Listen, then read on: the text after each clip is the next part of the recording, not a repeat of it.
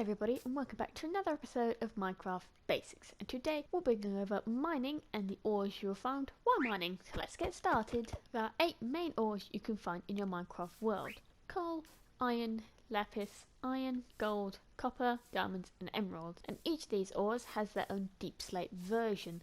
The deep slate ores are basically the exact same as the regular ores, except they spawn under Y0, which just turns them into deep slate ores. Doesn't change anything about the ore itself, you'll still get the same item, they just look a little different. The most important thing to know when mining is where to look. Each ore spawns at a different level. For mining, you'll need to look at your Y-axis, which is the one in the middle. It will change the higher and lower you go in your world, like this. Each ore has a minimum and maximum height it will spawn in your world. The minimum is the lowest it will spawn in the world, and the maximum is the highest. I have labelled each one, so let's have a little read. So the minimum is the top one, and the maximum is the bottom one. So for emeralds, it's -16 is the lowest, and 320 is the highest. Diamonds, -64 to level 16. Copper, -16 to level 112. Gold, -64 to level 32. Redstone, -64 to level 16. Lapis, -64 to 64. Iron, -64 to 320. Coal, 0 to 320. Keep in mind, -64 is the lowest you can go in your world. So a lot of these will spawn all the way to the bottom of the world. Now a little fact I found out, which I only discovered recently because I actually found some in my current survival world. You can find a block of raw iron, which is 9 regular iron, which can be found rarely inside huge ore veins below Y0. A fun fact for gold is in the Badlands, it is from -64 to 256. It can be found many more levels above in the Badlands. Obviously the Badlands is quite a rare biome, but if you're looking for gold, it is the best place to look if you have one nearby. For some ores, when you mine them, the actual ore drops, but for some of them you need to smelt. So I have shown what each item drops, each ore block, what they drop. For the regular ore and these deep slate ore, it does not change what drops. So I'll just go over the regular ore, but keep in mind that the deep slate ore is also the same. So when you mine coal ore, you'll just get a piece of coal. When you mine a piece of lapis ore, you'll get a piece of lapis. For iron ore, you'll need to smelt it using either a blast furnace or a regular furnace to actually get an iron ingot for it to be used. For redstone, you just get redstone. For gold, you need to smelt your raw gold in a blast furnace or a regular furnace to get gold to be able to actually use it.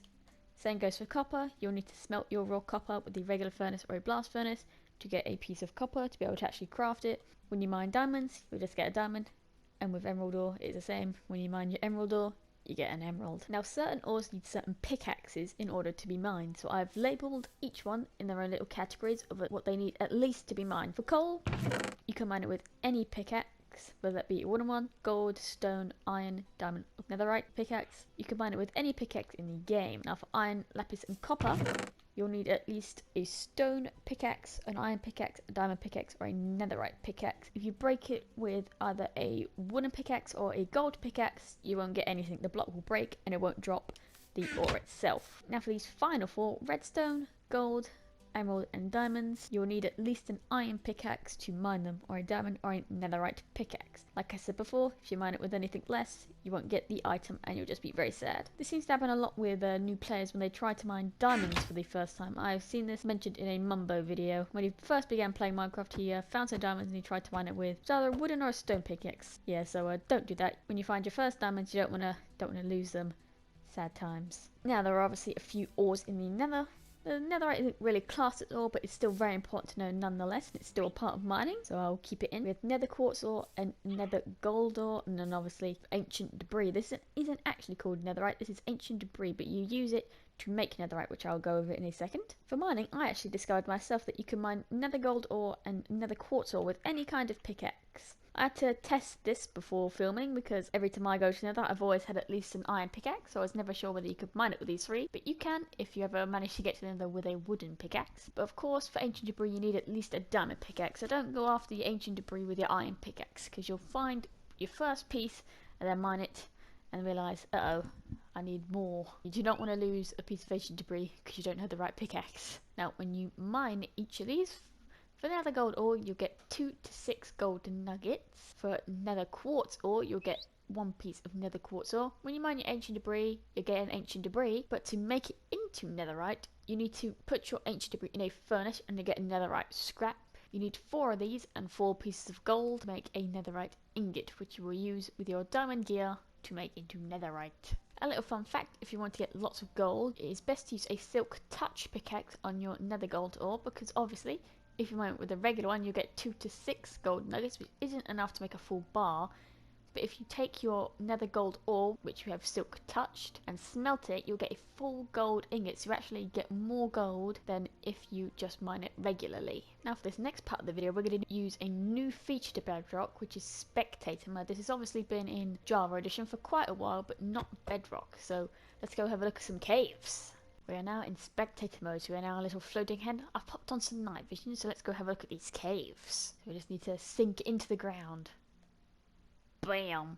So this is what caves in fact look like when you can see them all. You can see you've got your big caves and you've got your small caves. I believe this is a ravine right here. As you can see in the distance there, you've got your big cave and then you've got your skinny bits. Which, is this just a big circle?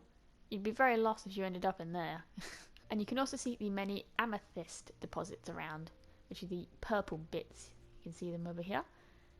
There are quite a few that you can't get to, but they're often spawned close to caves. So let's have a look in this little cave. I've popped on some night vision so we can see.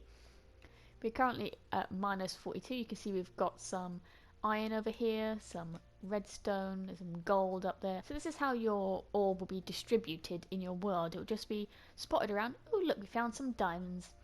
Strip mining used to be the best way of finding diamonds, but that isn't true anymore. The best way to find diamonds now is to find yourself a big cave like this, or many other different big caves we've got around here, and it's to look through them. Because they're in the Caves and Cliffs update, the way diamonds spawn and just ore in general changed quite a lot. So it's now better to just look in a big cave like this one.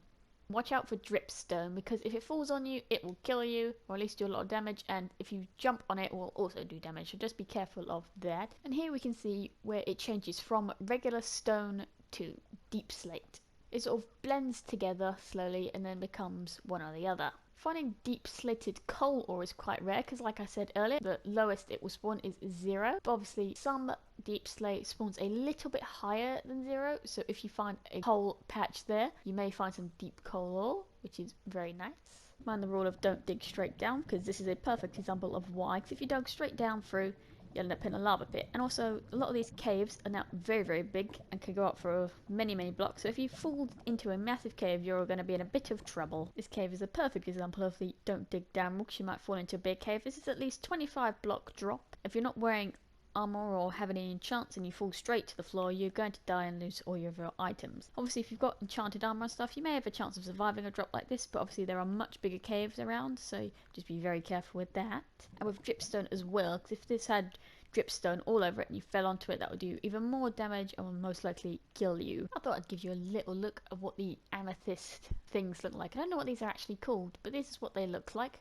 Obviously this one is not exposed. The easiest way to see an amethyst now is it obviously has these white bits on the outside. So that is an easy way to tell where an amethyst is. Obviously this one actually has diamonds in it, so you get double whammy. And if you actually want to collect some amethyst, you need big amethysts like this. These ones are all the same size. We'll have a look at some smaller ones. If you break them, you'll get actual amethyst to make into other blocks or a spyglass, which is very helpful on Bedrock Edition because they do not have any mods for zooming in. Here's an example of a small bit of amethyst. If you break that, you'll not get any amethyst, so you want to make sure you mine the big one. So you can see the quite clear difference between them. I've got to say, Spectator Mode is so cool. This is more of an opinion than a fact, but the sound copper makes when placed and breaked is quite cool. Amethyst is another cool block to place down, break and walk on, because it just makes a really pretty sound.